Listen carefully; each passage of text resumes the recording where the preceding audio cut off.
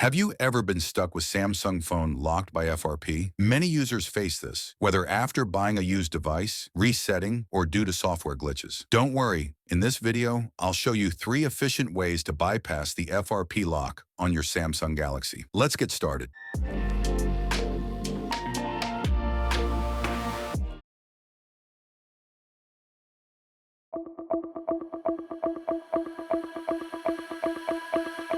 If you remember your Google email or phone number, this problem will be easier to solve. Step 1. Click the Sign In button, then enter your Google username or email. Step 2.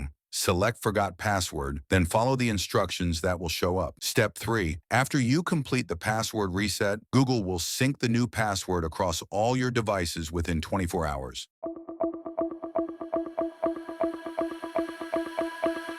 In the second method, we provide you with the Google FRP code. It may help you bypass Google account verification. Here are the steps to use this code. Step 1. Swipe up on the lock screen and click the emergency call icon on the screen. Step 2. Next, dial the below codes in the emergency call section, but it doesn't work now. In fact, the Google FRP code only succeeds about 50% of the time, and it may cause irreversible damage to the operating system.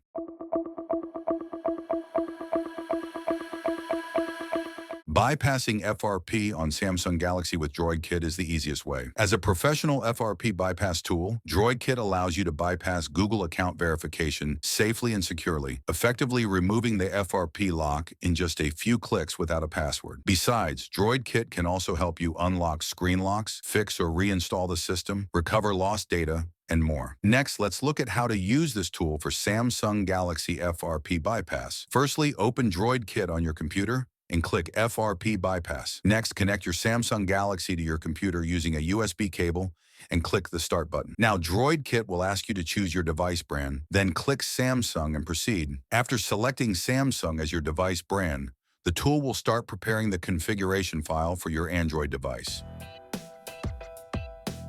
Once prepared, select Start to bypass. Then just follow the on-screen instructions to complete some settings. Finally, DroidKit will bypass the Samsung FRP lock. You will see the interface when the process is complete, and your phone will restart without the FRP lock. Let's check whether DroidKit works or not. As you can see, the FRP lock has been bypassed. Thanks for watching. If you found this video helpful, please give it a thumbs up and share it with your friends. Don't forget to subscribe to our channel for more tech tips and tutorials. See you next time.